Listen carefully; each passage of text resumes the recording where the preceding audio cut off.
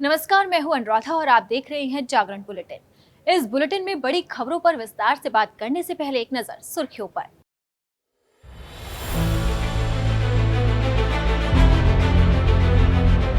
राष्ट्रपति चुनाव को लेकर हलचल तेज, अखिलेश यादव को लगा बड़ा झटका।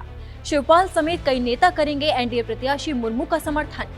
अमरनाथ में बादल फटने से अब तक 16 लोगों की मौत, करीब 40 से ज्यादा लोग घायल, रेस्क्यू ऑपरेशन जारी।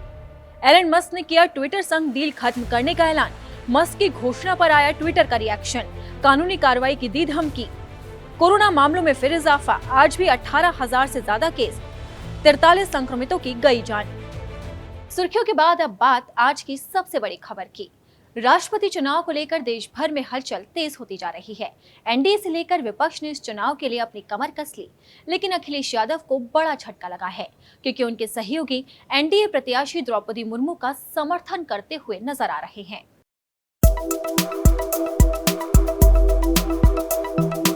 एनडीए की ओर से राष्ट्रपति पद की उम्मीदवार द्रौपदी मुर्मू ने अपना प्रचार तेज कर दिया है।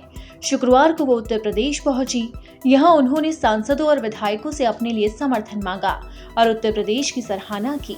वहीं दूसरी तरफ मुख्यमंत्री योगी आदित्यनाथ ने अपने 5 कालिदास मार्ग स्थित सरकारी आवास पर एनडीए की राष्ट्रपति पद की उम्मीदवार मुर्मू के सम्मान में रात्रि भोज आयोजित किया था।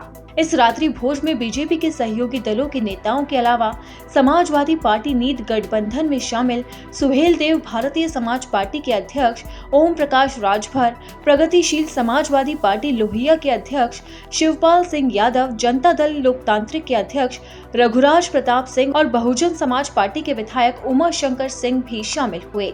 जनसत्ता दल लोकतांत्रिक के प्रमुख रघुराज प्रताप सिंह ने पत्रकारों से बात कर पुष्टि की कि उनके अलावा राजभर, शिवपाल सिंह यादव और उमा शंकर सिंह भी रात्रि भोज में शामिल हुए। एनडीए के मंत्री और विधायकों के साथ इन विधायकों की उपस्थिति काफी महत्व रखती है, क्योंकि अखिलेश यादव के नेतृत्व वाला विपक्षी खेमा राष्ट्रपति चुनाव में यशवंत सिन्हा का समर्थन कर रहा है। अब बढ़ते हैं अगली खबर की तरफ। देश के कई राज्यों में इस वक्त आफत की बारिश हो रही है। वहीं इस बीच अमरनाथ यात्रा में बादल फटने से 16 से ज्यादा लोगों की मौत हो गई। वहां पर केवल तबाही का मंजर नजर आ रहा है।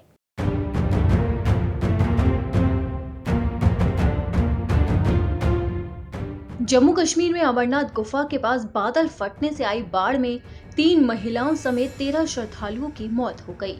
करीब 48 श्रद्धालु घायल और लगभग 35 श्रद्धालु लापता बताए जा रहे हैं। 5 यात्रियों को बचा लिया गया है। गुफा के आसपास भारी बारिश के बाद एकाएक पानी के तेज बहाव के साथ आए पत्थर और भारी मात्रा में मलबे की चपेट में आकर करीब 30 शिविर और 3 लंगर तबाह हो गए। वहीं जम्मू कश्मीर प्रशासन और अमरनाथ श्राइन बोर्ड ने अगले आदेश तक यात्रा रोककर सेना, पुलिस, आईटीबीपी, एनडीआरएफ और एसडीआरएफ के जवानों के साथ बड़े पैमाने पर राहत और बचाव अभियान छेड़ दिया है। घायलों को हेलीकॉप्टर की मदद से अस्पताल पहुंचाया जा रहा है। वहीं बालटाल और पहलगाम में नुनवन की तरफ से पवित्र गुफा की तरफ आने जाने वाले श्रद्धालुओं को भी राहत शिविर केंद्रों तक पहुंचाया जा रहा है। आपको बता दें कि रात तक पवित्र गुफा से पंचतरणी भेजे जाने वाले श्रद्धालुओं की लंबी लंबी कतारें लगी रही। इस बीच प्रधानमंत्री नरेंद्र मोदी और केंद्रीय गृह मंत्री अमित शाह ने उपराज्यपाल मनोज सिन्हा से बात कर हालात के बारे में जानकारी ली। इसी के साथ ही राष्ट्रपति रामनाथ कोविंद ने ट्वीट कर लिखा कि शोकग्रस्त स्वजन के साथ मेरी गहरी संवेदना है। फंसे हुए लोगों की मदद के लिए राहत और बचाव उपाय जोरों पर है। मैं प्रार्थना और उम्मीद करता हूं कि यात्रा फिर से जल्द शुरू हो। जहां एक तरफ अमरनाथ में बादल फटने से तबाही मची है, तो वहीं जम्मू के डोडा से भी बादल फटने की खबर सामने आ रही है। कुदरत के इस कहर से लोगों का जीना बेहाल हो गया है। अमरनाथ गुफा में बादल फटने के बाद जो तबाही मची वो अभी थमी भी नहीं। इसी के बीच जम्मू के डोडा जिले में बादल फटने की घटना सामने आई है। हालांकि इसमें किसी नुकसान की खबर नहीं है, लेकिन बताया जा रहा है कि बादल फटने से मलबे में कई वाहन और घर दबे हैं। जानकारी के मुताबिक ठठरी कस्बे के गुंटी जंगल में बादल फटने के कारण राष्ट्रीय राजमार्ग पर जमा हुए मलबे में कई वाहन फंस गए, जिसकी वजह से ट्रैफिक जैम हो गया। बंद हाईवे को खोलने का कार्य भी किया जा रहा है। वहीं आपको बता दें कि इससे पहले जम्मू कश्मीर में अमरनाथ गुफा के पास शुक्रवार शाम बादल फटने से बड़ा हादसा हो गया, जिसमें अब तक 15 लोगों के मरने की पुष्टि हुई है और 35 से ज्यादा लोग घायल हैं, जबकि कई लोग लापता बताए जा रहे हैं। इनकी तलाश में रेस्क्यू ऑपरेशन चलाया जा रहा है। मौके पर आईटीबीपी और एनडीआरएफ की टीमें भी डटी हुई है। अब घाटी में आसमानी आफत जमकर बरस रही है, लेकिन दिल्ली वाले मॉनसून की एंट्री के बावजूद बारिश का इंतजार कर रहे हैं।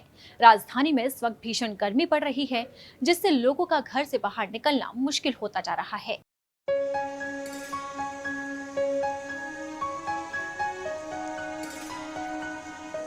देश भर के कई राज्यों में बारिश की वजह से जनजीवन अस्त व्यस्त हो गया है। मुंबई समेत महाराष्ट्र के कई जिलों के लिए बारिश आफत बनकर सामने आई।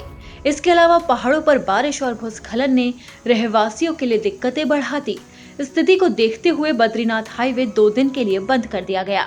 वहीं शिमला के कुल्लू और जम्मू कश्मीर के अमरनाथ में बादल फटने की घटना भी सामने आई। जहां एक तरफ देश के अलग अलग हिस्सों में बारिश आफत बनकर सामने आ रही है, तो वहीं दिल्ली में बारिश की कोई गतिविधियां देखने को नहीं मिल रही।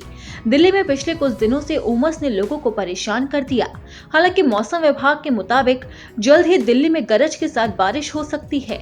दिल्ली में न्यूनतम तापमान 29 डिग्री सेल्सियस जबकि अधिकतम तापमान 37 डिग्री सेल्सियस रहने का अनुमान है।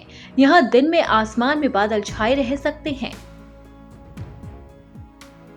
वहीं अगले 24 घंटे के दौरान तेलंगाना, उत्तरी तटीय आंध्र प्रदेश, दक्षिण छत्तीसगढ़, दक्षिण ओडिशा, दक्षिण मध्य प्रदेश के कुछ हिस्सों, विदर्भ, मराठवाड़ा, कोंकण और गोवा के साथ साथ दक्षिण गुजरात और तटीय कर्नाटक में हल्की से मध्य बारिश के साथ कुछ स्थानों पर भारी बारिश हो सकती है।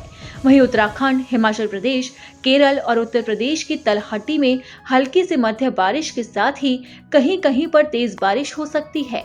मौसम विभाग के अनुसार सिक्किम, मणिपुर, मिजोरम, त्रिपुरा, असम के कुछ हिस्सों, अरुणाचल प्रदेश, ओडिशा के शेष हिस्सों, मध्य प्रदेश, गुजरात के शेष हिस्सों, आंतरिक कर्नाटक, लक्षद्वीप, अंडमान और निकोबार द्वीप समूह के साथ साथ जम्मू कश्मीर के कुछ हिस्सों में हल्की से मध्य बारिश की संभावना है।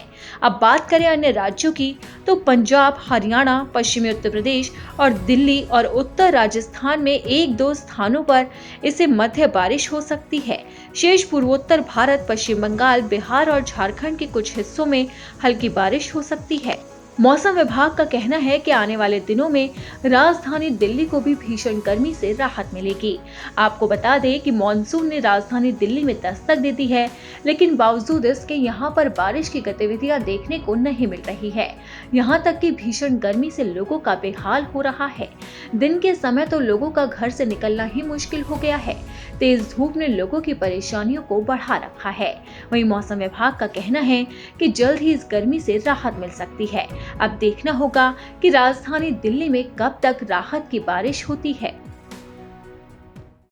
अब दिल्ली में मौसम का मिजाज कब बदलेगा, इसे लेकर कुछ नहीं कहा जा सकता, लेकिन दुनिया के सबसे अमीर व्यक्ति एलन मस्क ने अपना रुख जरूर बदल लिया है। उन्होंने कहा कि वो ट्विटर को खरीदने के लिए अपने $44 बिलियन के सौदे को खत्म कर रहे हैं।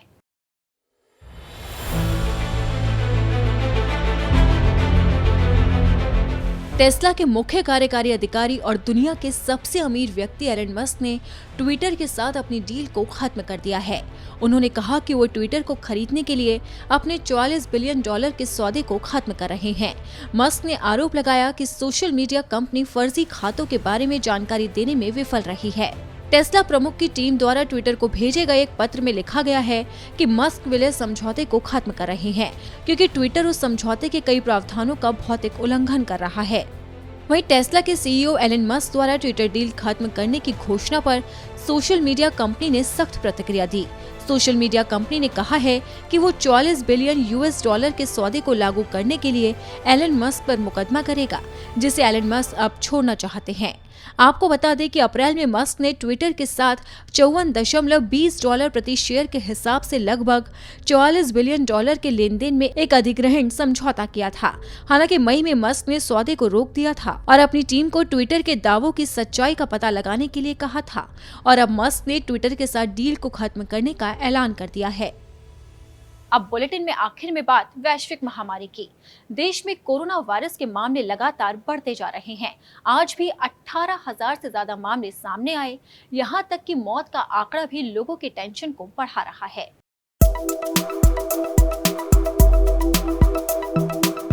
देश में कोरोना संक्रमण के बढ़ने और मौतों का सिलसिला थमने का नाम नहीं ले रहा है। स्वास्थ्य मंत्रालय ने ताजा आंकड़ा जारी किया, जिसके मुताबिक पिछले 24 घंटे में कोविड-19 के 18,840 नए मामले दर्ज किए गए। देश भर में पॉजिटिविटी रेट 4.14% हो गया, जबकि कोविड के एक्टिव केस 1,25,028 हो गए। आंकड़ों पर नजर डालें तो शनिवार को कोविड मरीजों का ग्राफ पिछले दिन की तुलना में 0.1% बढ़ गया, जबकि शनिवार को कोविड-19 ने 43 मरीजों की जान ले ली। अब तक कोरोना से कुल 5,25,386 मरीजों की मौत हो चुकी है, जबकि कोविड से रिकवरी रेट 98.51% हो गया। अब बात करें उन 5 राज्यों की जहां पर कोरोना वायरस के सबसे ज्यादा मामले दर्ज किए गए। स्वास्थ्य मंत्रालय के ताजा आंकड़ों के मुताबिक केरल में 3,310, पश्चिम बंगाल में 2,950, महाराष्ट्र में 2,944, तमिलनाडु में 2,722 और कर्नाटक में 1,037 मामले पिछले 24 घंटे में दर्ज किए गए। इस बुलेटिन में फिलहाल इतना ही। देश और दुनिया की ताजा अपडेट को जानने के लिए आप देखते रहिए दैनिक जागरण।